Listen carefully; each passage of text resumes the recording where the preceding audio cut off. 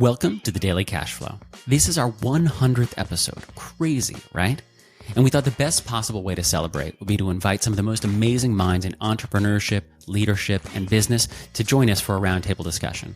So we're very excited to sit down with Lisa Rosenthal and Lindsay Ornstein. Lisa Rosenthal is the CEO and co-founder of Mayvin Inc. Founded in 2008, Mayvin supports U.S. national security and law enforcement by providing subject matter experts in an incredibly wide range of subjects that continues to grow and expand every day to the Department of Defense, Homeland Security, and Department of Justice. In less than 9 years, her team grew Mayvin from $1 million in annual revenue to over $50 million. Her firm has made the Inc. 5000 list of fastest growing firms 8 years in a row, an accomplishment less than 2% of companies achieve. Prior to starting Mayvin, she provided analytic and operations support to the Department of Energy, the intelligence community, and various Air Force and ballistic missile defense organizations. Lindsay Ornstein is the co-founder of Open Impact Real Estate. Lindsay has completed over 10 million square feet of transactions in her 20-year career, serving many of the country's leading education, financial services, corporate, and new economy organizations across multiple disciplines, including tenant advisory, agency leasing, portfolio strategy, branding, and consulting advisory work. Prior to launching Open, Lindsay was a partner in Transwestern's New York office, which she co-founded in 2011, and served on the firm's board of directors and executive committee. She began her career in real estate at the Staubach Company. And that's really only a fraction of what these leaders have accomplished. So let's get into the conversation. Stop messing around, stop fooling around, stop delaying, stop procrastinating. Get up, get out, get it done. Everything is possible, nothing is a problem, and anything can be overcome. I just get my ass up out of bed, I get my shit together, and I get out and I start the fight. And that will transform you from a mere mortal into a superhuman being. I've never, ever, ever met anybody who told me that they got rich watching their IRA or their 401k.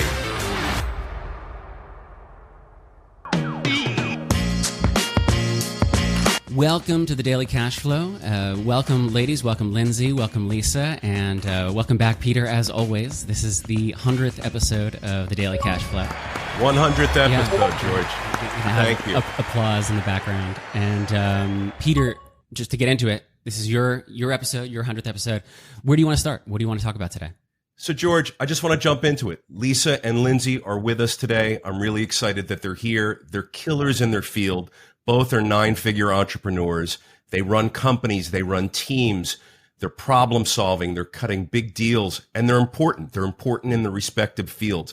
Lindsay up in New York City doing real estate development brokerage. Lisa down in D.C., who's a prominent defense contractor in her space. But I got to tell you, one thing that's been bothering me the past couple of days, knowing that we were coming up to this episode here today and knowing that Lisa and Lindsay were joining us. You know, I had all these woman in business questions. Like, I thought that was the natural way this should go, but it bothered me. And the reason it bothered me is because if I was a something in business, I wouldn't want someone to ask me, well, Peter, you know, what advice do you have for other somethings like you in business? Like, it's in this crazy world, everything's divisive. Everything's got labels. Everything's, I don't know. So, Lindsay, let's start with you. Do you have any aversion to people referring to you as a woman in real estate in New York City? Or do you just want to be a person in real estate or a real estate executive or a leader in real estate? It is one of my biggest pet peeves.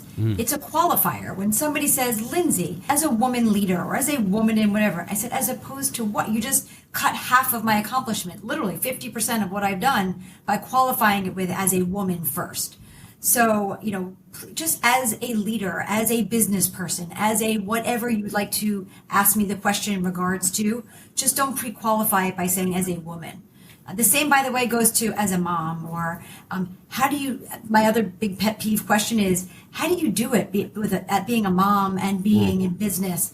Do you ask all the dads that? Because they got to do it too, you know, so please don't ask that question either.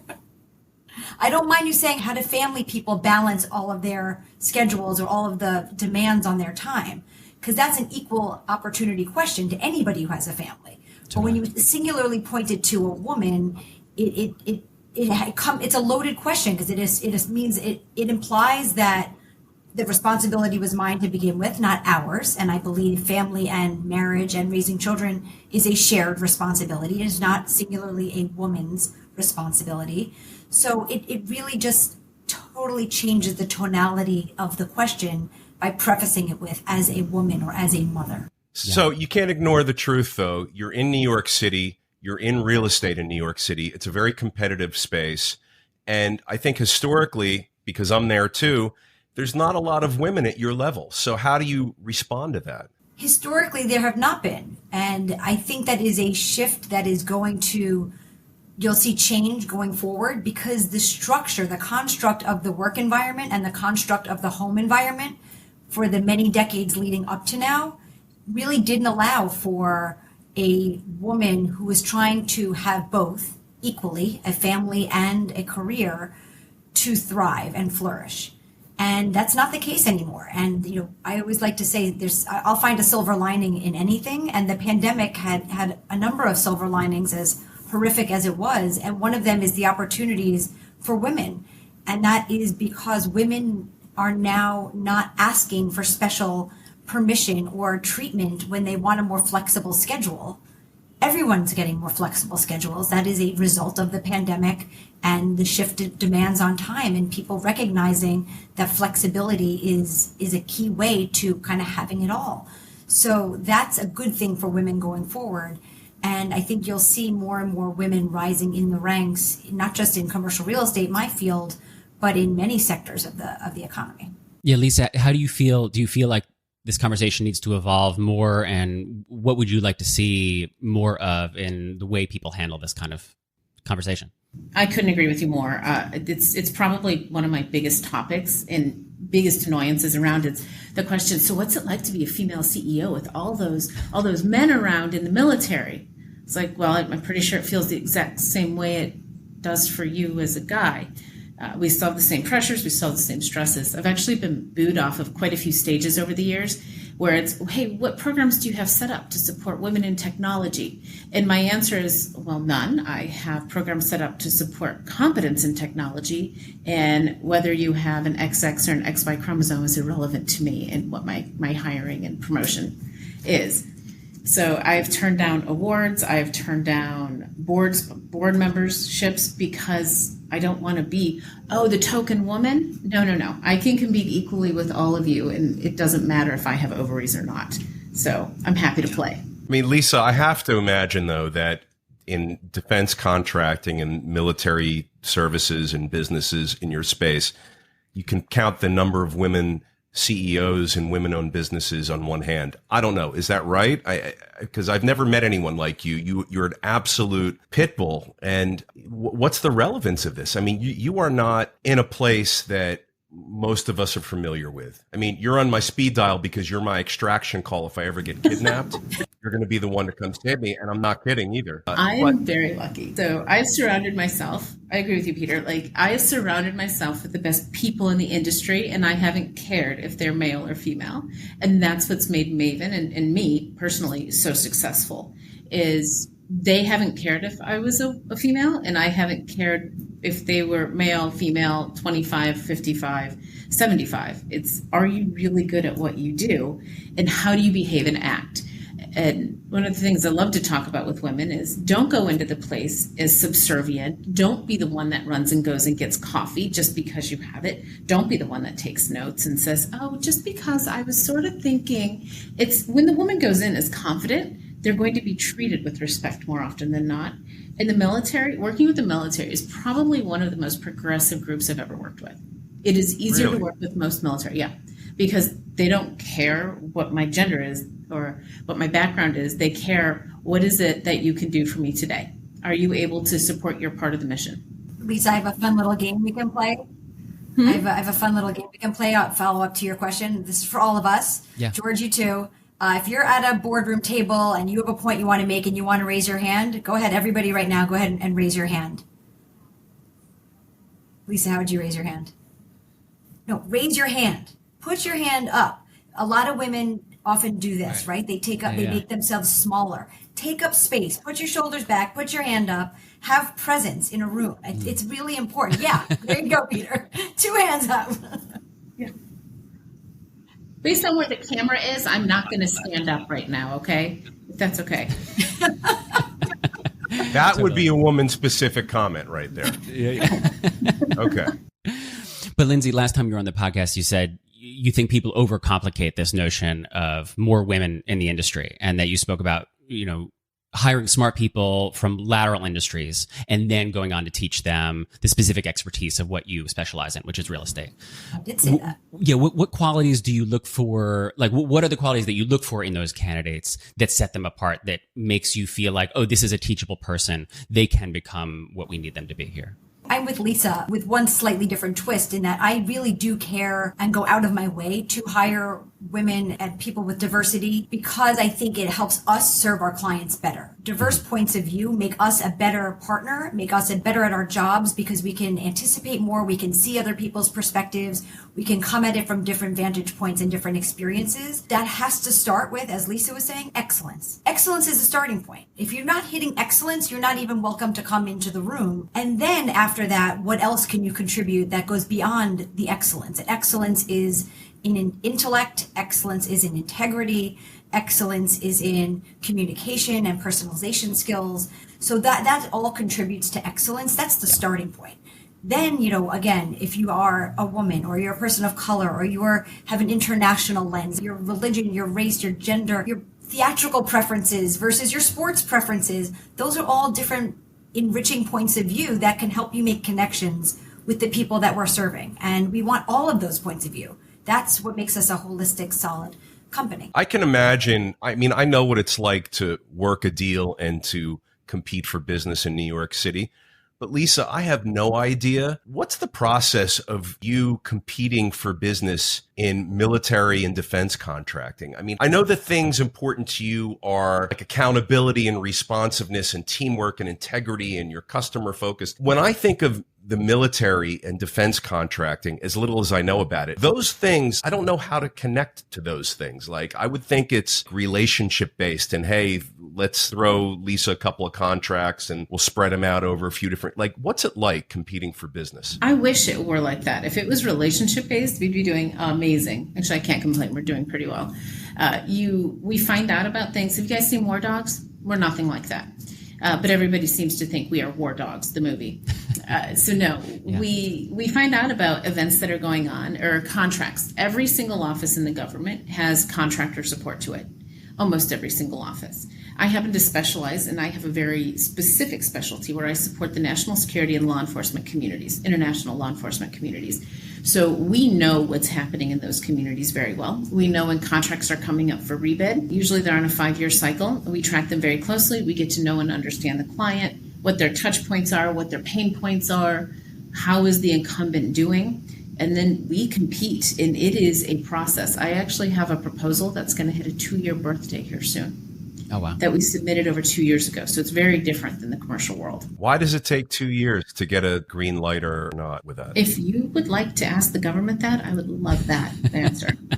Wow. So you start a capture. We call it capture. We start a capture usually about a year in advance to really learn everything about that client. And then we wait for the RFP to drop on SAM. It used to be called Fed Biz Ops. That's what people who watched War Dogs know. We wait for it to drop, and then we respond to the proposal. And sometimes there's 2 people who bid on it. Sometimes there's 40 people who bid on it.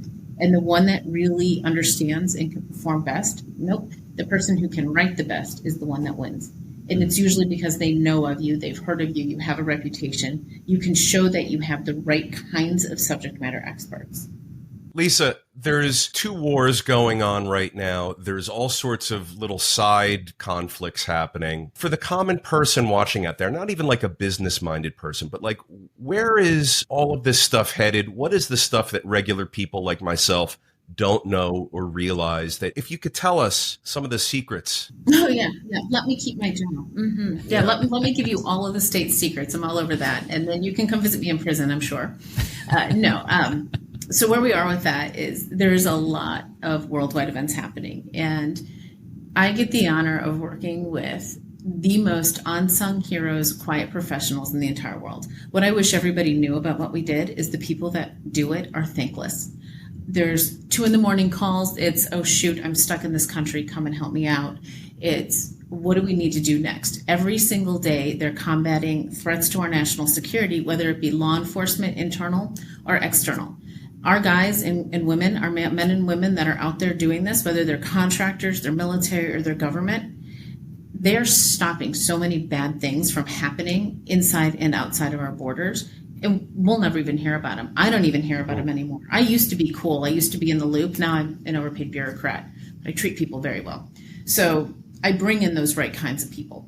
But with the increase in threats against Americas, especially we keep looking at the near peer competitors and where are we leaning with the national security posture, it's scarier every day. We have to have better and better subject matter experts. I have some of the most amazing counter UAS guys in the world. Like, how do you stop a UAS attack?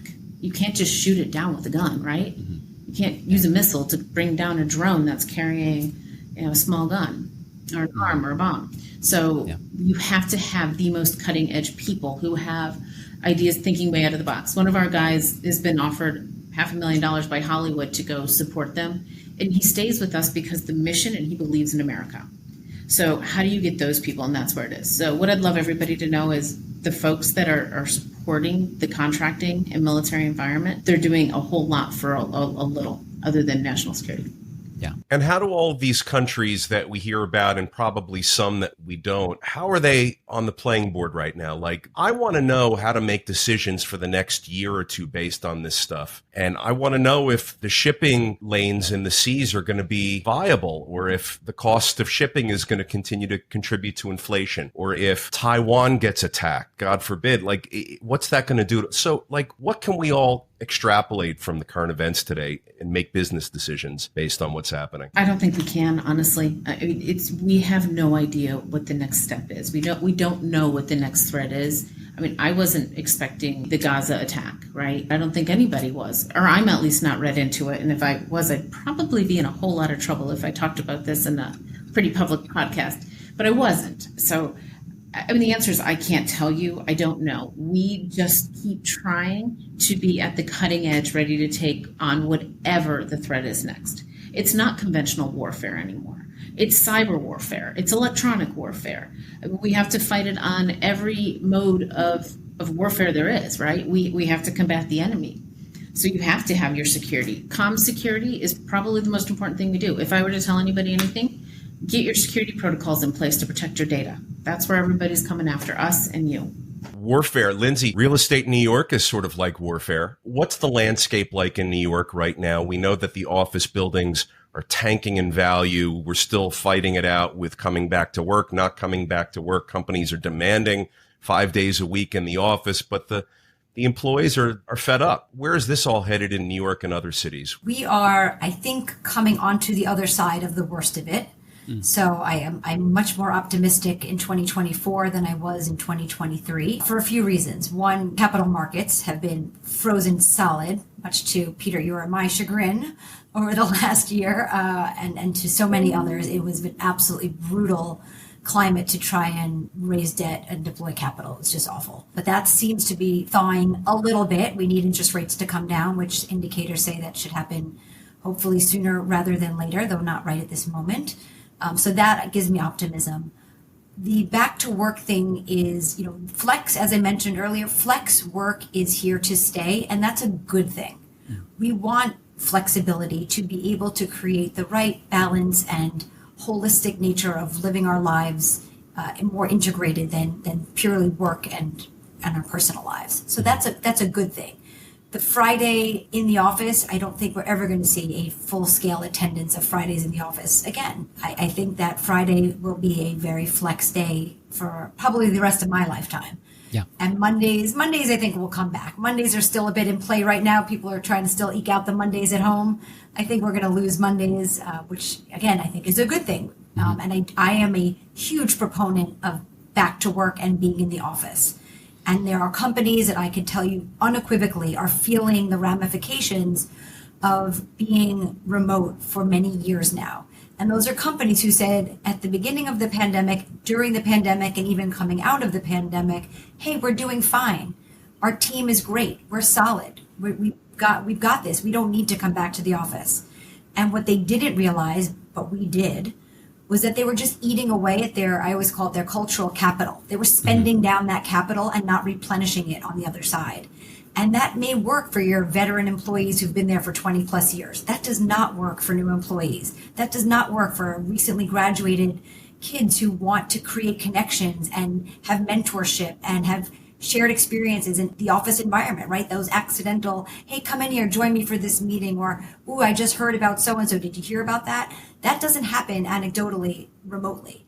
So those companies are really struggling now to reinstill the culture that they had maybe had for years and years before that. So I do think back to work is vital for both cultural unity and strength within an organization, but more importantly, or equally importantly, for mentorship and for teaching the next generation on what they need to know to be best at their career and to share information and knowledge. Sounds like the kicking and screaming of the work-life balance crowd. They finally won. They didn't win. I wouldn't say there's winners and losers here. I'd say that there are positive outcomes for both sides. Yeah. Right? There are benefits for being in the office, but there are distinct benefits for being remote, and neither one in its purity is the right answer. There has to be an integration of the two, and it's not the same for every person or the same job, right? There are certain jobs that it really doesn't make that big of a difference if you're in the office or you're home. And there are some jobs that it makes all the difference in the world. So you can't have a one blanket answer for everybody. And that, I think, is the other problem that a lot of leaders had over the last few years, is trying to make a one-size-fits-all approach to back to work when jobs and personalities are not one-size-fits-all. Yeah, I wanted to ask you about that, Lindsay, because you said in our last conversation that, coming back to the office had to be 1 + 1 = 3, and that in your experience, you wanted the office to be somewhere someone was either learning or teaching, no matter what. As a leader, how do you implement that kind of culture? Is there policies that you put in formally? Is it an informal situation where you just conversations that you have with leadership? Like, what does that look like in practice for you? I don't like creating policies and mandates in our office. At Open, we'd rather create ways of behaving so that it becomes self-sustaining and self-fulfilling to operate in the way that we think is best. What I mean by that is we set examples and we show people behavior for them to then mirror. So we're constantly asking questions, being vulnerable, showing them when we make mistakes so that they know it's okay to make mistakes, asking questions even if we know the answer, so they know it's okay to ask questions. When you create an environment where it gives people comfort and the ability to engage, be vulnerable, get out of their comfort zone, you'll see that they tend to trust each other more, interact with each other more, rely on each other more. And then, we don't have to do all that hands-on work. It just happens organically and naturally. Right. So we create a policy where people come into the office every day, except Friday is optional, unless they have a reason not to. The whole idea of I don't feel good, I'm just going to suck it up and go to work. Please don't. Please don't get our whole office sick. Like, work from home that day. Right. That's encouraged you to work from home. As long as it was the employee's decision not to come in and not the employee's mother or father. Did I ever tell you this story where we get a call we had a new employee, and the employee calls like the second week one day. I was talking to my mom and she felt like I shouldn't come in today, so I'm not going to come in today. I'm like, wait, what? You're talking to your mom? Who's your mom? Do I know your mom? Is she part of this company? Like, what does she have to do with the price of tea in China? I think that's something, by the way, we as parents with kids that are going to be entering the workforce in the coming years, it's on us to teach them boundaries and not to bring their parents into conversations, because I've heard it very often. Please. From lots of people I know who have employees who talk that my parents say I shouldn't come in today, or I don't think it's safe today for me to be in, or my mom said so. I'm with you on that one, Peter. But that's also on us as parents to teach them that. Lisa, give me one or two things that you're worried about or that bother you, and what are you doing about it? Quality of the labor force. Number one is getting the right people into the right position. Like you just mentioned, work from home. We're not a work from home office. We haven't changed. We actually did 100% in person throughout COVID. We actually didn't lose anybody either, which is interesting. We also didn't have anybody with COVID the entire first year. We were in the office every day. But the number one thing that I think keeps almost every business owner up in our world is finding the right quality person to come in that's naturally motivated. The only three things I look for in a person in my corporate office, client site, they have to be a very specific thing with specific degrees, specific experience. But in my corporate office, I want them to have personality. I want them to have drive and motivation. And I want them to have basic technical skills, and I can teach the technical skills. I can't teach personality, and I can't teach drive, and I can't teach ethics. So finding all three of those, if somebody's working from home, I expect them to put in the 8-hour day.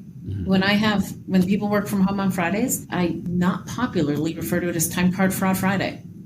Right? It's just where you're not doing what you need to be doing all the time. But it's finding those right people. And we're looking even more now for the right low density, highly skilled workforce. It's very hard to find some of what we're looking for. It's the cutting edge. Who's out there that's the game changer that has the next idea? So the availability of workforce, where are they going to be? Reasonable expectations about what they will do and what they'll bring, and if they'll come into an office. I don't care how brilliant you are, but if you're in Montana, I can't fly you in for meetings every time. Right. Yeah. It doesn't matter how good you are. I need you here. I need you teaching and training and coaching and mentoring all of the ones I have here that are 25 that are looking up to you. You don't get to meet them and know them well. Yeah. So that environment, the ever-changing national security position, I'm terrified of cyber attacks every day. We're always terrified of what's going to happen. What is the next battle? And I really do believe it's all going to be cyber-based. Yeah. Talking about cybersecurity or just security in general, like Mayvin recently announced the body-worn camera analysis division. And in the statement, you said that it was to comply with Executive Order 14074. And it made me think, like, how do you stay on top of that when there's ever-changing policy, ever-changing administrations, ever-changing politics? How do you navigate when politics is changing, but you have to stay the same? You have to be present at all times. Yeah. Wow. You actually read that and remember the executive order? That was impressive. I'm trying to do my work. I haven't slept in 14 years. That's really the answer. No television, no social media. I know it's a little weird, but between those two, I'm able to actually keep on top. But that was obvious when we started this podcast. I'm sorry. I'm completely not cool, and I'm very comfortable with it. So I don't have a television, I don't have social media, and I don't have a coffee pot. So go ahead and judge. We can move on from there. It's hard to keep up on top of everything, and administrations change. And here's the great thing. I think there was a line in a movie, I serve at the pleasure of the president. Yep. I serve at the pleasure of the administration and the contracting officer. So everything is based on those. I choose not to have political opinions because it's going to piss somebody off in one of my client sites, and I'd like to be right there in the middle. I have some very strong opinions, but they're not relevant for work, and I can't use them. I choose not to operate the business with left or right sways. I think everybody gets their right to their own decisions, and mine don't matter, except for providing an environment where everybody can thrive. Whether you're an extreme left or an extreme right, don't bring it into my office, please. Wow, that's an incredibly rare viewpoint nowadays, which I appreciate that. But it's interesting to see how it is. And you implement policies that allow people to make their own decisions for themselves. Right. Yeah. And that was it. Right. I provide access to anything you possibly want. I provide training and education, $5,000 per person budgets per year. Grow and develop into anything you want. Have whatever opinions you want. It's up to you. Yeah, absolutely. Lisa, you got your first contract in this industry when you were 19. What was that like, and how has the game changed now? So 19. I was at American University, and my statistics professor hired me. So at 19, I started working congressional issues for the Ballistic Missile Defense Organization. Wow. Yeah, right. I know. I was the luckiest girl on the planet, and I had no idea what I was even getting myself into. But the moment I met a U.S. military person, I was like, this is what I'm meant to do. And it was amazing. You built your business from your statistics professor having hired you. Yep. You had no background or experience or exposure to this industry whatsoever. Nope. He called me in after class one day, and I thought he was kicking me out because I was on scholarship, and I cried. I was like, no, I'm so sorry. What am I doing wrong? And he had said, it's kind of funny looking back on it. He said, you have an attitude problem. You skip most of my classes, and quite frankly, your outfits are a little bit on the slutty side. I was 19. I could get away with it. A lot different at almost 50. And I was like, I'm so sorry. I promise I won't skip class. And he's like, no, I'm going to hire you, but you're going to call your mother and get a wardrobe that covers your midriff. And I started a week later as a congressional support for a major defense contractor, and the rest is history. Now, I promise you, at almost 50, I'm not showing my belly button to anybody. But I promise you still have an attitude problem. I promise you are correct. Wait, I'm not the interviewer here, but I have a question. Yeah. What do you, I mean, just as a chance for you to own your awesome, but what do you think it was about you that your professor saw that he wanted you in that job? I will never be the smartest person in any room. And I'm in the wrong room if I'm the smartest person. I will almost always be the hardest working person in the room. And he knew it. Yeah. And I will never back down for a hard problem. I can go weeks without sleep if I have to. So people will outsmart me all day long. They'll never outwork me. Yeah. And I'm loyal to them. I have the most loyal staff and team around, and I'm loyal right back to them. Yeah. So it goes both ways. That's amazing. That's great. We've heard that before, and we've said that before. Absolutely. Loyalty, no one can outwork you, that kind of thing. It's great. Lindsay, is this correct that your father is the president of the Ballistic company? That is I correct. want to make sure I did my research. Coming from that background, what led you to real estate and entrepreneurship in the way that, what was that journey like growing up around that and then coming into Transwestern and Open Impact and what you've done now? Entrepreneurship is in my blood. It's in my father's blood. He created the small family-owned business that was his father-in-law's, the Ballistic company, with his brother-in-law. The two of them bootstrapped it and built what is now, going on soon in the hopefully not too long future to be a fourth generation business, but third generation family business now. And my brother and my cousins have subsequently taken over the business and just continued to grow it through their entrepreneurial savvy and creativity and loyalty, Lisa, to your excellent point, to each other. Family business has a different dynamic to it. So I saw all of that growing up, and it was never even a consideration to me to do anything but entrepreneurship. I ultimately had other aspirations. I originally wanted to be in advertising. It's how I started my career. It's what I studied in college to support a career in advertising. But ultimately, I knew whatever I did, I wanted to have my own company doing it. Yeah. So I just started my first real entrepreneurial stint in commercial real estate was co-founding the Northeast region of Transwestern with my then partner, Pat Robinson, whom I love and adore. Yeah. And subsequently now I launched Open Impact Real Estate with my partner, Stephen Powers, as a certified women-owned real estate brokerage and advisory firm. And it's, each step along my journey has prepared me for the next one. Yeah. And, I layer in other aspects of real estate into my practice to just give me more perspective, because I'm a huge proponent of 360-degree points of view on anything you do in your career and in your life. So my business with Peter, in our development business, and understanding that aspect of real estate and the debt and the financing side of it really gives me another lens through which to view the commercial real estate leasing and brokerage world that I'm in. So all of these pieces put together, and it started with my dad, and that also was sales. Did I ever tell you the story about the stapler? I don't think so. All right. So when I was a little girl, little, I think I was like home from school. It was an elementary school. Yeah. I don't know why I was in my dad's office, but I was. And this was pre-cell phones. So he had a big box phone on his desk. He had a phone on the wall, and he had a cordless phone so he could take it when he was walking around the office within a distance. Got it. And he would be on all three at once. He'd have one in each ear and one on speakerphone, and he'd flip. I don't know how he did it, and we talked to one, but he had this whole art form mastered. But I would wait patiently until I had a question for him, and he finally came up for air, and we started talking, and he was explaining about how he was selling, something about what the sales process was. And he was trying to get it clear to me, and he said, "You know what?" And he reaches across his desk and he pushes his stapler to me, and he says, "I'll show you how to sell. You tell me, why should I buy this stapler? Tell me about this stapler."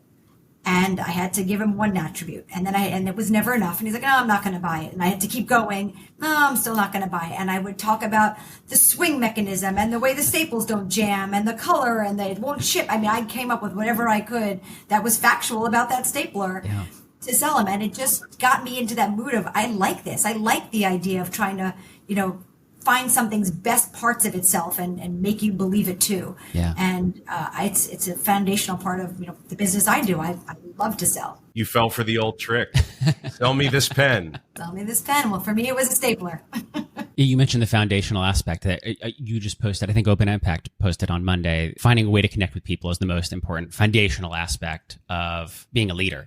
And I was wondering, are there some effective ways, and this is really for both of you ladies, what are some effective ways that you've found to form connections between you and those that you're seeking to inspire and those that you're seeking to lead? For me, it's being real. It's being vulnerable. It's bringing people into my life and letting them know that I have a life and you should too. And if I let you see it's okay, I tell every employee, don't miss your kids' ball games or music performances or recitals. Don't miss your doctor's appointments. Don't not go to the gym. Take care of yourself mentally, physically, emotionally, and be present in all the parts of your life you can. You have to get your work done. Yeah. You still have to get your work done, but I don't care if it's done between 9 and 5, as long as it gets done on time to its best ability. You get it done when you have to, and you be part of your life. So I model that example. I model that behavior for them so they can see I do it too. And I let them know I never make an excuse. If I'm out of the office, I never, ever make an excuse. I'm sorry I have an appointment at my kid's school, or I'm sorry I'm going to the doctor. I tell them what I'm doing because I want to give them permission to do that too and to be honest with us. Because I would much rather know that you're not going to be in work tomorrow because you're going to the dentist than for you to make up a nonsense excuse and then I try to reach out to you or you pretend you're not there and I call you because I need your help on something and suddenly you thought you can get away with it. Like that's 10 times worse for me. So totally. I want open, honest, collaborative communication and I want to model the behavior I want to see back. Yeah, Lisa, what about you? Does that resonate with you? Do you have some Lisa doesn't do that. She just said that she can go weeks without sleeping. Yeah, I'm going to the Bahamas with 5 girlfriends next week. So I would agree with you. I think the 2 most important attributes of a leader, especially when you really want to be a leader, not just the manager of a bunch of people, is authenticity as well as consistency. So I don't think one is necessarily more important. Nobody should ever be surprised by a policy or a mood or anything else. They should know almost exactly every single time what to expect. So I'm very consistent in my responses. You can almost always predict what will be coming, usually, right? But the authenticity piece, every week for the firm, I send out 5 things you need to know. And it turns out a lot of my personality oozes out in it. And it gives people permission. I spend it's 5 things, and it's just 5 things you need to know, whether it's about benefits, things that are upcoming, conferences they need to be at, major shifts in policy. 5 quick things every single day. I love smart brevity. It's just major stuff. And in it, my personality comes out. And you're right, Lindsay, I'm the same. I talk about, it's like, yep, time for my mammogram. Don't forget to do yours. By the way, I believe in everybody's right to do this. So Mayvin, we pay for all 3D mammograms in the company because insurance hasn't necessarily caught up. It's the only place where I do believe there's a major discrepancy left between men and women. It's in healthcare, is how women's benefits compare to men. So I pay the difference for women in 3D mammograms. But I talk about it openly with the company. And those who meet me, they're like, every time I read one of them, I can hear your voice in it. It's a little weird. But there is that authenticity, but it's the communication. And for us, we have about 500 people in 35 states right now. How do you touch base with all of them? How do you communicate, especially when a lot of them are working from home? It's a struggle that we have every day. So that authenticity and letting them know, yes, I'm a real person. Last week, I wrote about the importance of getting colonoscopies in my five things you need to know. It gets a little awkward, but it's also, hey guys, you have to take the time to take care of yourself. Yeah. I holler at them about not taking enough leave. I take leave. It's the only thing that makes me sane. Lisa, I appreciate that so much. When I launched Open Impact Real Estate and we were picking our benefits provider, one of the criteria that we ended up choosing our provider with was that they included for our employees reproductive health treatments. So fertility treatments are included, and we tell our employees that's one of the first things we say. May you never need it, but if you do, it's here and it's covered. Did you say 500 people in 35 states? Because that sounds terrifying to me.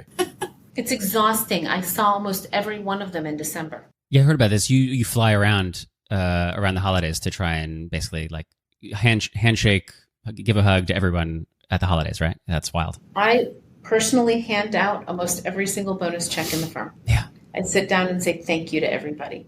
So my business partner, he's amazing. My business partner and I, sometimes we split ops, but we usually travel together.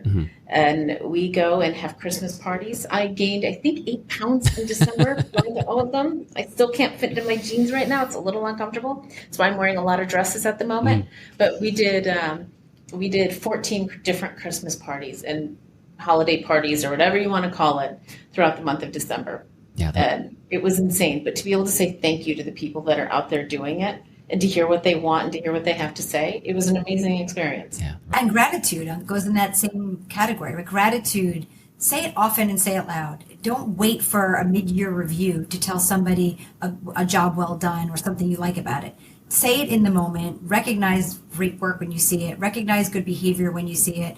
Say thank you when somebody goes out of their way for you. Just express it. It means so much more in the moment than it does at a mid-year review or year-end review. Yeah, absolutely. It's simple, too. It is a simple answer, being a decent person.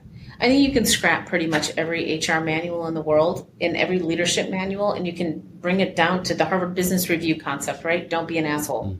It's that policy. Yeah. Life is simple. Lindsay, last time we spoke, you mentioned that you were trying to block out your lunch hour, like 12:30 to 2, for just like relational work, network work. Did you stay with that throughout the last year? What did that look like? How did that play out? Pretty good. It is blocked in my calendar every day, 12:30 to 2. It's blocked so that I can have lunch meetings. And, if day of or right before somebody's like, it's the only time that's available, do you mind taking a meeting? Then I'll fill the time. Totally. I'm not gonna squander it, but people know to ask and they don't just book over my lunches, and I'm appreciative of it, and it works. I have lunches every week, and it's really important to, again, connectivity is everything in my business. Relationships are everything in my business. So I try to take as many lunches as I can. Yeah. Yeah. As we were speaking about relationships, that popped in my head, and I was like, oh yeah, it's such a, I mean, Peter and I bring it up almost every podcast. It's like everything comes down to relationship. It's relationship. And it's real. That's a real thing. Is New York still the 2 martini lunch? What are you guys doing up there now? Oh, that would be not going back to work then. Yeah, not for me. I'm sure there are plenty who do, but sadly, that doesn't work for me. I don't eat lunch. Like, who has time for lunch, I feel? I ate lunch just before this, so maybe. I think you guys know I've got lots of business mantras and life mantras. One of my favorites is maximize your minutes. So when I'm not taking a lunch meeting, I'm going to use every one of those minutes. So I tend to skew towards smoothies for lunch because I could just sit there and drink it and still have my hands free to type and work. Yeah. So I'm a big, add some protein powder, lots of healthy things, green, and drink your lunch. Yeah, I love that. My wife is similar to that. Yeah. Yeah, this isn't a mantra necessarily, but I was reading Mayvin's website, Lisa, that version of yes came up in your guiding principles, that you'll find a version of yes to support a client's needs. Can you talk a little bit about what a version of yes means and why it's important framing? Yeah, I think you can always, when somebody says, I need this, if it seems like it's hard, the easy answer is no, or if it's against policy or regulation, you can always find something that makes sense. It's the old business concept, right? Getting to yes. Yeah. You can almost always find something that's in the middle to make everybody happy, right? And I still struggle with you can't please all the people all the time, because I still want to make everybody happy all of the time, but I can't. And there's a military phrase that I really love that this is about, and it's mission first, people always. And that's what it comes down to, is how do you get to the yes to take care of the mission and the person? The person's not always going to be extremely happy, but we can probably find a way to make it palatable. Every time somebody in the company does something egregious or really bad, I'll frequently send them, not every time, I'll send them a note and say, hey, why don't we come meet for lunch and talk about it? They're like, I'm not talking to you about it. I was like, no, I'll fly out to you. It's okay. I'll take you out to lunch. We'll get through it. One person in the years have said yes to that. Wow. Right? Because they don't actually want to talk about it. I'm like, no, let's figure it out. I'll sit down with you and work through it. Well, I live in Chicago. You can't be here. I was like, planes fly all the time. Let me know when. Yeah. And so there's that, right? Sit down, work it out, find a way that both people will not necessarily be happy, but not mad. Right. So, and totally. We do that with our clients, whatever it is. And if they're asking for something, we're going to find a way to get it done. Yeah. You can't find a way to get it done, you shouldn't be in business. Bingo. Yeah. That seems hard. Not impossible. Let's go. That's so similar to, another ethos that we have. Don't come to me with a problem. unless you're going to come to me with a solution to that problem. Exactly. I have a really hard time when we work with other project member teams all the time on projects. Say, I noticed something. There's a problem here. I like they think they're going to get brownie points for I call it throwing a red flag. Like if you're going to throw a red flag, tell me how you're going to pick that flag up, fix it, and now not throw it again. Because I'm not giving you credit for spotting a problem. I'll give you credit for solving the problem. Yep. We call it the monkeys. Don't give me those monkeys. So it's really, I make everybody on their first day of work read the article. It's Don't Give Me Your Monkeys. Yeah. I can't remember the exact title, but I'm not taking those. We'll put it in the show notes. Give me solutions. Yeah. Give me solutions. Problems happen, and I want you to point out the problems, but take a breath before you quickly point out the problem so you could think it through, understand here are 3 different paths to resolving that problem, and here's how I recommend we move forward. Yeah. Where did you kind of develop that mindset, Lindsay? Was that something inherent in just your DNA, or was that something that you were taught in experience or from someone specifically? I'm innately a problem solver. I like, when people come to me, I'm a fixer. I want to fix it. Yeah. I'm not... If you want somebody who's just going to sit and listen and just be a sponge, I'm probably not the best person. I'm not a terrible listener. I'm a good listener. It's hard for me not to then say, and did you try doing this? Or have you thought about that? Or can we do this? And with my kids, it's actually different. I do have to just be a sponge because for teenagers, they need to just get it out. It's poison inside of them. And I'll ask them if they want my opinion. And that's taken me time to get to that point to say, do you want to know what I think you should do?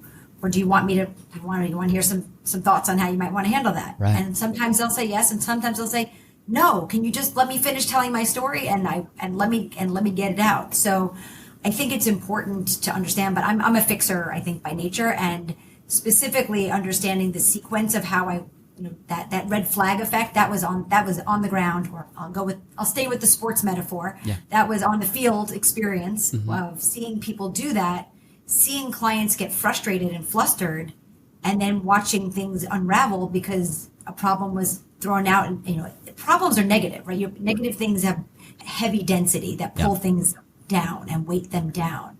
And you need solutions which have light buoyancy to bring them back up, to stay in equilibrium. So if you're going to be weighing things down without bringing them back up, you might have a solution a week or 2 from now, but that's too late. Right. And that's too late. The damage is done because people tend to, once they catch a negative thread, they pull it. So, George, I found out this week that we have a fan and a follower in the Canadian military, and Lisa's here. So I want to ask Lisa, tell me about the Canadian military. I have a friend there, so I know I can rely on them. Yeah, I know all of them. Every one of them. I know all of them.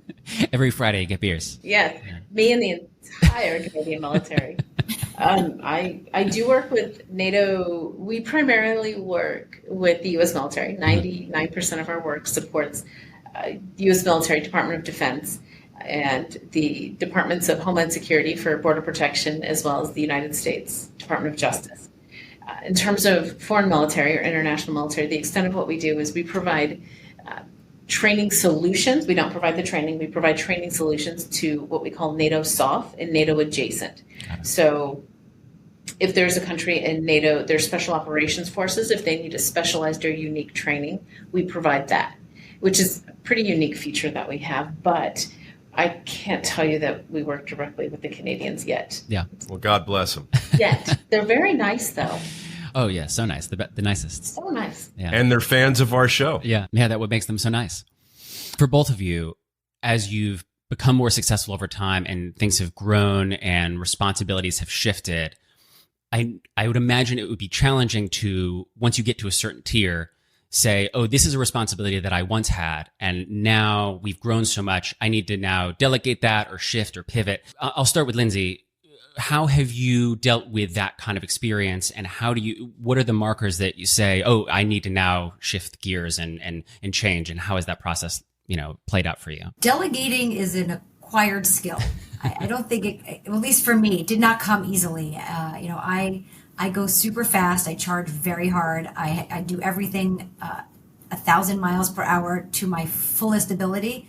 So anything that I think might slow me down is hard for me to relinquish. It's just faster for me to do it myself. I'll just do it. And that's not healthy, and that's not good. That's not how you grow a business. That's not how you protect your sanity and your physical and mental health.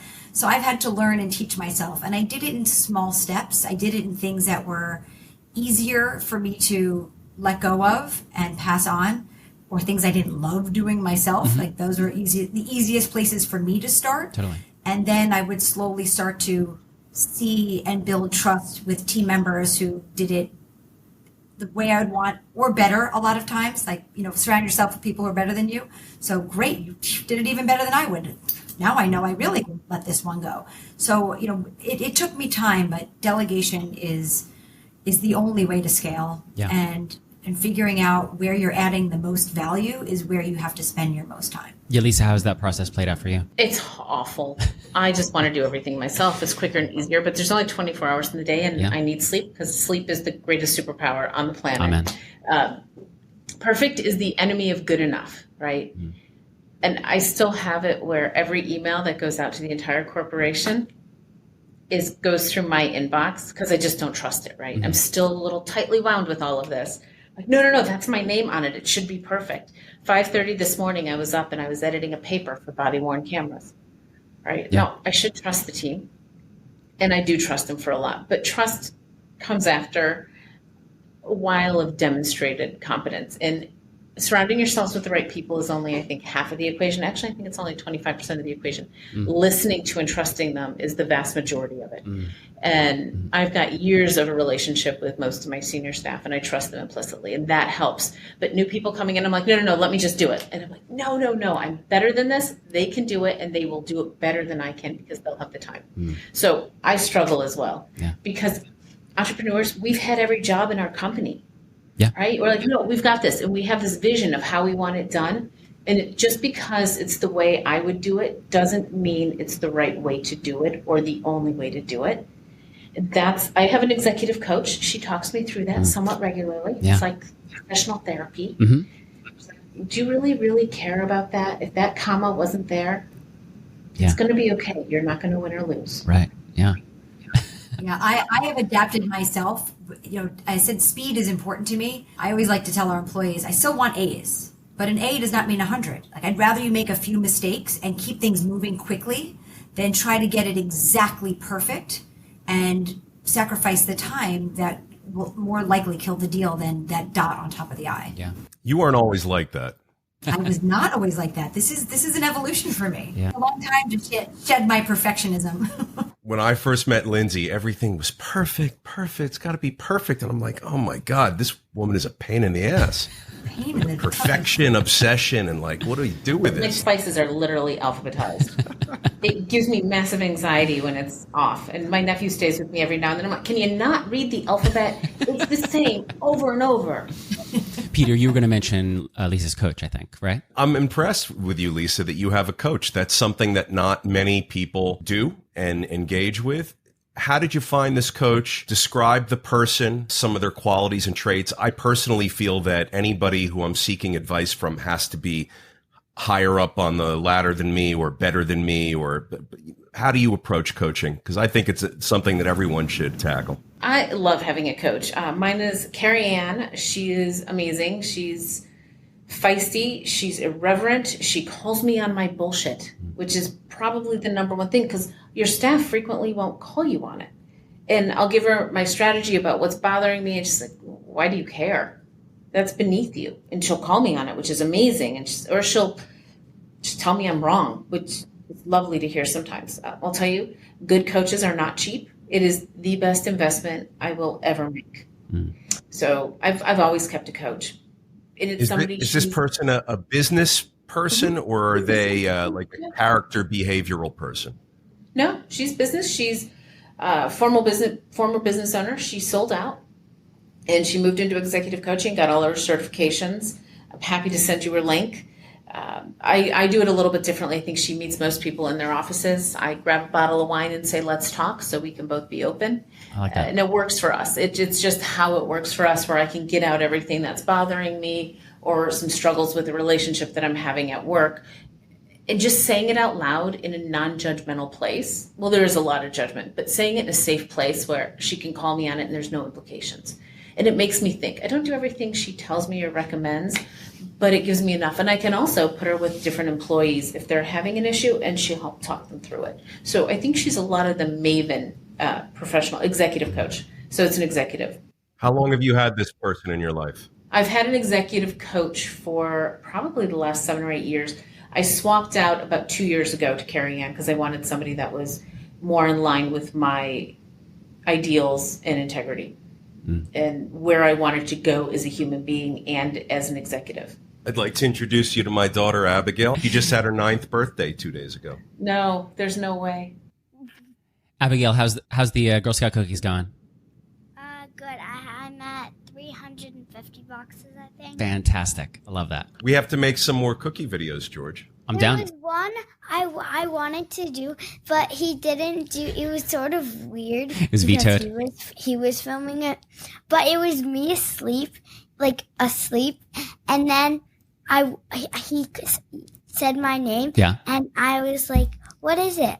Oh my God, I'm so sorry. I was so tired from buying Girl Scout cookies, and I wanted to do that one, but it was bad because he was filming it.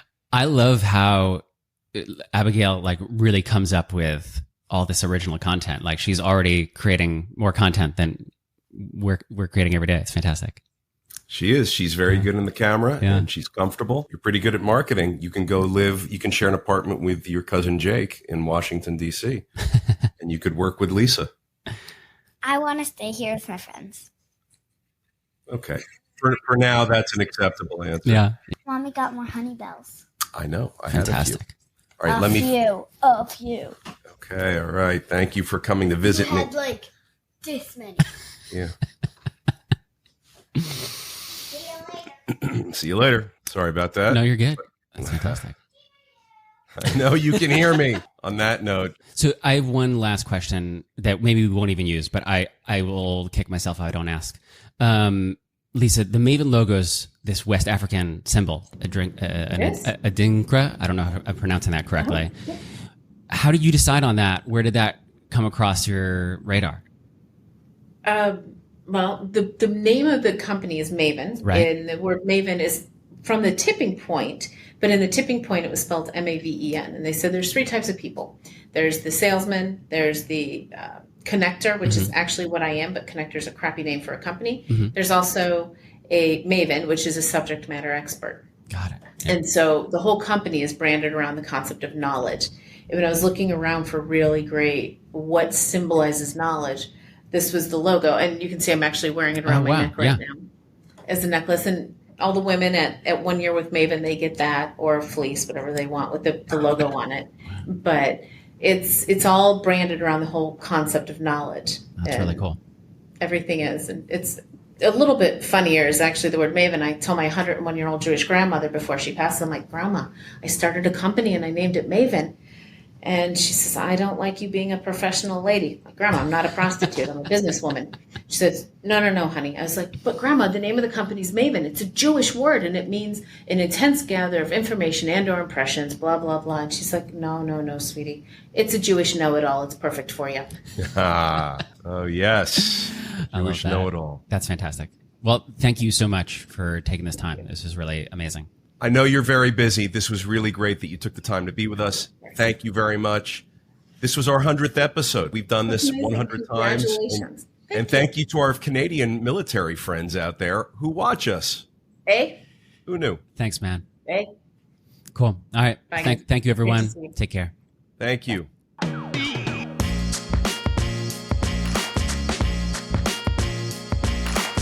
If you like what you just heard, you can subscribe to The Daily Cash Flow on YouTube, Spotify, Apple Podcasts, or wherever you listen to podcasts.